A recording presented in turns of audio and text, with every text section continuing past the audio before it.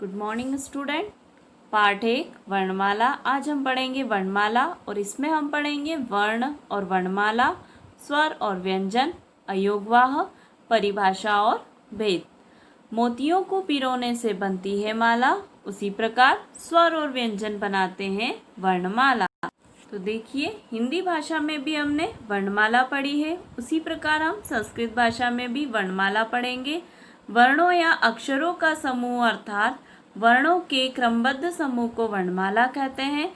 जैसे यदि हम क, ख, ग लिखते हैं, यदि हम इन्हें सही क्रम में लिखेंगे अर्थात अ से लेकर ग तक के सभी वर्णों को हम उनके उचित स्थान पर लिखें तो वह एक सुंदर वर्णमाला का रूप लेती है। उसी प्रकार देखिए, वर्ण या अक्षर वह छोटी से छोटी ध्वनि है जिसके और टुकड़े न किए जा सके, जैसे अ, आ, क, ख आदि। क और ख में हलंत है, इसके हम टुकड़े नहीं कर सकते, ऑलरेडी यह आधे ही अक्षर है। उसी प्रकार अ और आ स्वर है जिनके हम टुकड़े नहीं कर सकते हैं। वर्ण के भेद।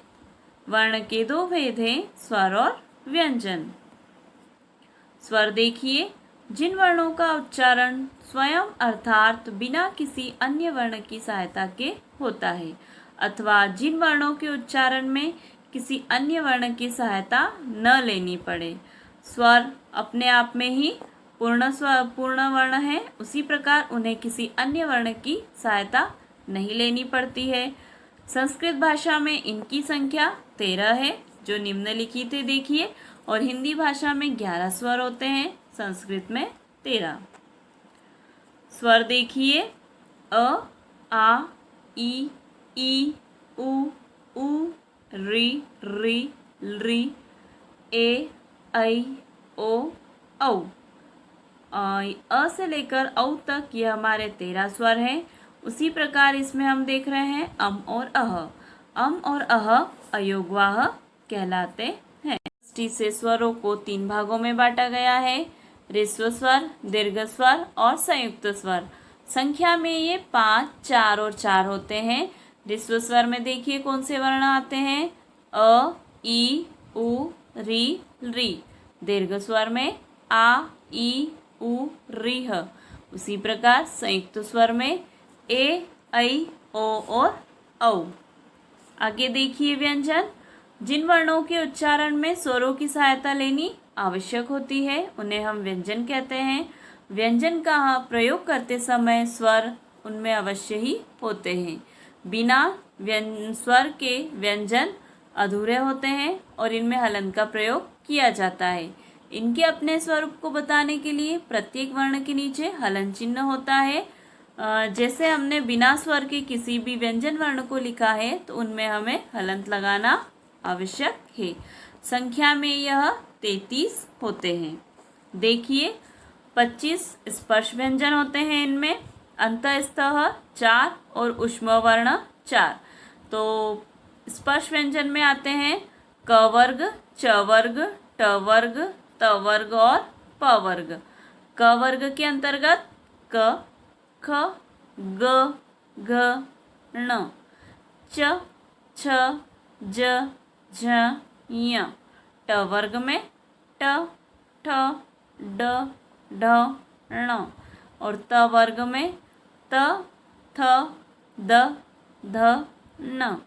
प वर्ग में प, फ, ब, भ और म। ये 25 स्पर्श व्यंजन हैं और अंतःस्थ वर्ण में आते हैं य, र, ल, व और ऊष्म वर्ण में स, श, स, ह। इस प्रकार से ये व्यंजन हैं। हम आगे देखते हैं। तो देखिए, व्यंजन के भी 3 भाग होते हैं, स्पर्श व्यंजन, अंतःस्थ व्यंजन और ऊष्म व्यंजन। स्पर्श व्यंजन 25 होते हैं, क वर्ग से प वर्ग तक। अंतःस्थ व्यंजन 4 होते हैं, य, र, ल, व और ऊष्म व्यंजन होते हैं 4, श, श, स, ह। इसी के साथ हम आगे देखते हैं अयोगवाह। अयोगवाह वे ध्वनियाँ हैं जो अ आदि स्वरों के योग से ही बोली जाती है। ये न तो स्वरों में गिने जाते हैं और ना ही व्यंजनों में। अनुस्वार अर्थात जो हम एक बिंदु प्रयोग करते हैं उसे हम अनुस्वार कहते हैं। और विसर्ग, किसी भी शब्द के पीछे यदि हम 2 पॉइंट लगाते हैं उसे हम विसर्ग के रूप में कहते हैं। ये दोनों ही अयोगवाह कहलाते हैं। तो इसके उदाहरण हम बोल सकते हैं, जैसे हमने लिखा संस्कार, तो संस्कार में स पे लगी है अनुस्वार बिंदी, उसे हम अनुस्वार बोलते हैं। और उसी प्रकार यदि हमने बोला संस्कारः, तो संस्कारः में लगता है विसर्ग, उसी प्रकार हम उसका उच्चारण ह में करते हैं।